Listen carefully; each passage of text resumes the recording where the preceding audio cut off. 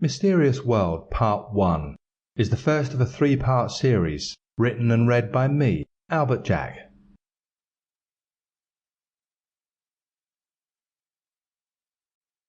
We all love a good mystery, don't we? And by all, I mean each and every one of us are or will be captivated at one time or another by a decent real-life mystery, either one of the world-famous ones or something on a much more local scale.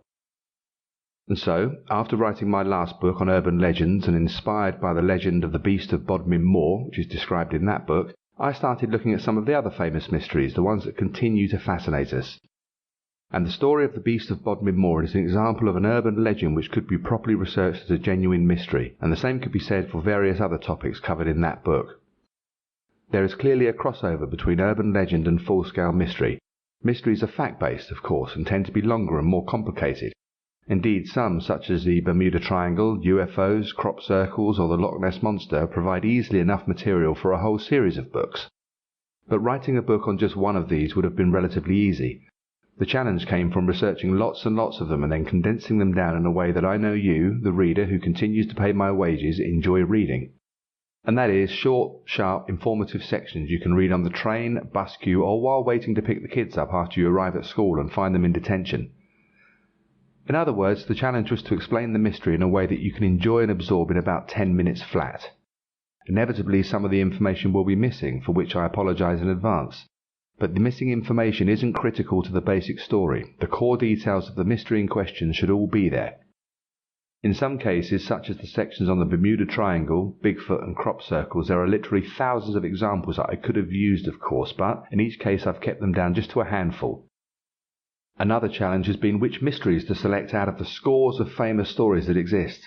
I've tried to be as diverse as possible, including mysterious disappearances, such as the lighthouse keepers of Eilean Moor or the crew of the Mary Celeste, or deaths like Marilyn Monroe's or Robert Maxwell, or famous crimes like the St. Valentine's Day Massacre or D.B. Cooper jumping off a jet with 200 grand in cash. Science is covered. We have UFOs and USOs, science fact or science fiction.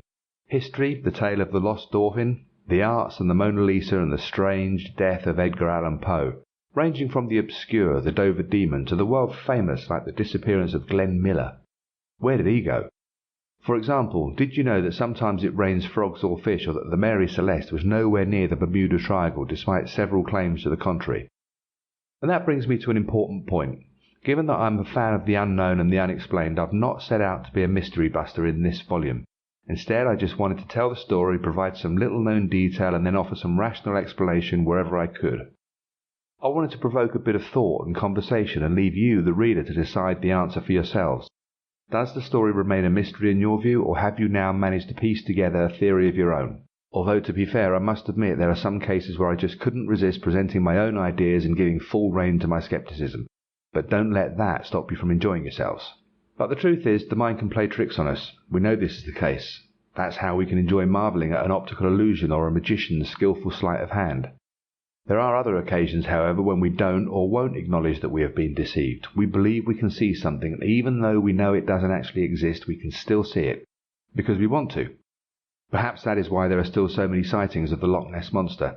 A lump of wood floating innocently on the surface of Loch Ness is immediately classed as a sighting, whilst the very same lump of wood goes unnoticed when tossed into a less famous loch nearby.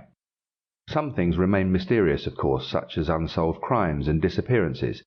For example, the fate of the crew of the Mary Celeste remains a mystery to this day, and we'll be covering that. Or ghostly goings-on. No one has come up with a satisfactory explanation for the frightening disturbances that took place in the Chase Vault. Where there is insufficient evidence, a mystery will surely arise, but nonetheless we like to blind ourselves to this sometimes, preferring the reason to be strange and otherworldly rather than clear and matter-of-fact. The crew of the Mary Celeste didn't abandon ship because it was about to sink or catch fire, but because a giant squid snatched them up in its writhing tentacles, or a passing UFO swooped them off to another planet. That's what we want it to be. And why should there always be a boring, down-to-earth answer for everything? A little bit of mystery makes life much less dreary and far more exciting. As I wrote this series, I had several imaginary readers sitting at my shoulder. The first one was you, of course, who above all want to be entertained. The rest were representatives from the groups of people who passionately believe in a particular topic, whether it be Bigfoot hunters or UFOs or the Loch Ness Monster. While our views will invariably differ, I've tried to be as sensitive as possible. Well, I have tried. Sample complete. Ready to continue?